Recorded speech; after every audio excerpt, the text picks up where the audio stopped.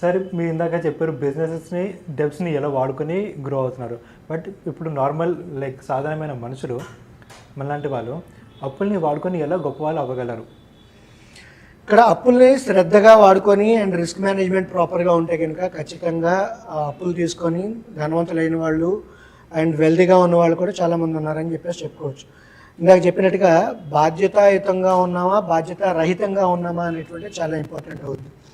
చిన్న real estate example అంటే చాలామందికి ఏంటంటే రియల్ ఎస్టేట్లో బాగా కనెక్ట్ అవుతుంటారు. సో ఒక రియల్ ఎస్టేట్లో ఉండేటువంటి పర్సన్ ₹1,00,00,000 ప్రాపర్టీని తనకు ఉండేటువంటి 10 లక్షలతోనో 15 లక్షలతోనో పెట్టుబడి పెడతాడు.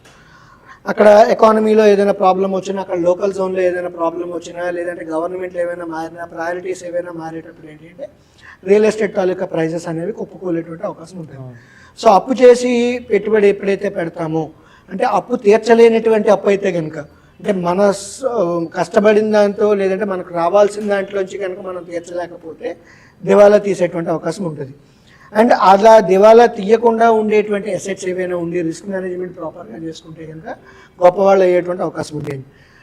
అదే రియల్ ఎస్టేట్ ఎగ్జాంపుల్ ఏదైతే మనం చెప్పుకుంటున్నామో, ₹1,00,00,000 ప్రాపర్టీని 50 లక్షలు డౌన్ పేమెంట్ చేస్తాం, 40 లక్షలు డౌన్ పేమెంట్ వచ్చేసి మనం చేయగలిగితే కనుక రిస్క్ మేనేజ్మెంట్ ప్రాపర్గా ఉంటుంది అని చెప్పేసి చెప్పుకోవచ్చు మనం.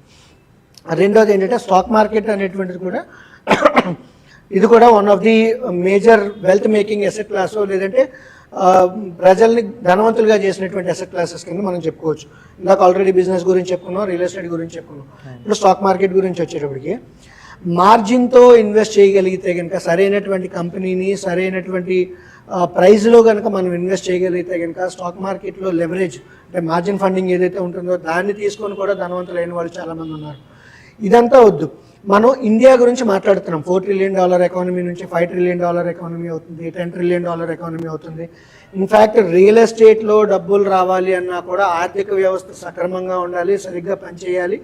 దేశం అభివృద్ధి చెందితేనే రియల్ ఎస్టేట్ కూడా పెరుగుతూ ఉంటుంది. అప్పుడే మనం ₹1,00,00,000 పెట్టినటువంటి ప్రాపర్టీ 2 కోట్లు అవడమో లేదంటే 3 కోట్లు అవడమో జరుగుతుంది. దానికన్నా ముందు దేశం గురించి మనం మర్చిపోతున్నాం. ఇండియా ఏదైతే ఉందో ఇండియాలో ఇన్వెస్ట్ చేయడం మర్చిపోతున్నాం. ఫారినర్స్ వచ్చి ఇండియాలో ఇన్వెస్ట్ చేస్తున్నారు, రిటైల్ ఇప్పుడిప్పుడు వస్తున్నారు, ఇండియా మీద నమ్మకంతో మ్యూచువల్ ఫండ్స్లో ఇన్వెస్ట్ చేస్తున్నారు. కాబట్టి సో అదే రకంగా ఇండియాలో ఇన్వెస్ట్ చేయాల్సి వచ్చినప్పుడు సెన్సెక్స్ కావచ్చు, నిఫ్టీ కావచ్చు, అవి డెరివేటివ్స్లో ఉన్నాయి.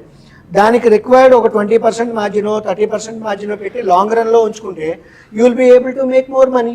సో ఆ రకమైనటువంటి థాట్ ప్రాసెస్ అనేటువంటిది చాలా తక్కువ మందికి ఉంది అని చెప్పేసి మనం చెప్పుకోవచ్చు. ఇక్కడ రెస్పాన్సిబుల్ ఇన్వెస్టింగ్ అనేటువంటిది కూడా ఒక క్రూషియల్ పాయింట్ ఉంటుంది. నా దగ్గర ఉన్నటువంటి ₹1,00,000తో నేను ₹10 లక్షలని బై చేస్తున్నానా, లేదంటే నా దగ్గర ఉన్నటువంటి ₹3 లక్షలతో ₹10 లక్షల పెట్టుబడి పెడుతున్నానా అనేటువంటిది ఇంపార్టెంట్. అది చాలా ఇంపార్టెంట్ అవుతుంది. అండ్ ఇంకొకటి, ఇండియన్ సైకాలజీ ఎలా ఉంటుంది అంటే కనుక అసలు కన్నా వడ్డీ ముద్ద ఎప్పుడైనా సరే. సో మనం పెట్టేటువంటి పెట్టుబడులన్నీ కూడా బ్యాంకుల్లో సేవ్ చేస్తున్నాం మనం. సో బ్యాంకుల్లో ఎప్పుడైతే సేవ్ చేస్తున్నామో మన తరపున వాడు ఇన్వెస్ట్ చేసి వాడు వచ్చినటువంటి లాభాలు వాడు తీసుకుంటున్నాడు.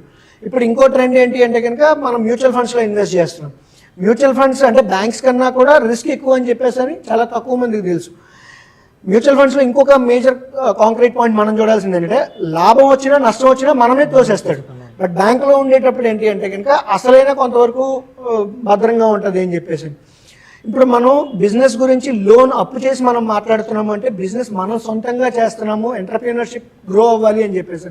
సో ఇండియా గ్రో అవ్వాలి అనేటప్పుడు బ్యాంకుల్లో ఉన్నటువంటి డబ్బులు లేదంటే మ్యూచువల్ ఫండ్స్లో ఉన్నటువంటి డబ్బులు కాకుండా మీరు సొంతంగా ఏదైనా వ్యాపారం ప్రారంభించినప్పుడు కానీ, లేదంటే మీ చుట్టుపక్కల వాళ్ళు కానీ, మీ ఫ్రెండ్స్లో కానీ, రిలేటివ్స్లో కానీ ఎవరైనా వ్యాపారం ప్రారంభించేటప్పుడు వాళ్ళతో పాటు చేదోడు వాదోడుగా ఉండగలిగినప్పుడు, వాళ్ళ వ్యాపారంలో మనం పెట్టుబడి పెట్టగలిగేటప్పుడు, లేదంటే స్టాక్ మార్కెట్లో ఇన్వెస్ట్ చేయాల్సి వచ్చినప్పుడు లెవరేజ్తో ఇన్వెస్ట్ చేయడం కానీ, అంటే జాగ్రత్తగా మళ్ళీ రెస్పాన్సిబుల్ లెవరేజ్ అది కూడా రియల్ ఎస్టేట్లో పెట్టుబడి పెట్టేటప్పుడు జాగ్రత్తగా లోను, బారోయింగ్, టర్మ్స్ అండ్ కండిషన్స్ అవన్నీ చూసుకుంటే కనుక ఖచ్చితంగా లెవరేజ్తోనే ఆస్తి సంపద సృష్టి జరుగుతుంది అని చెప్పేసి మనం చెప్పుకోవచ్చు.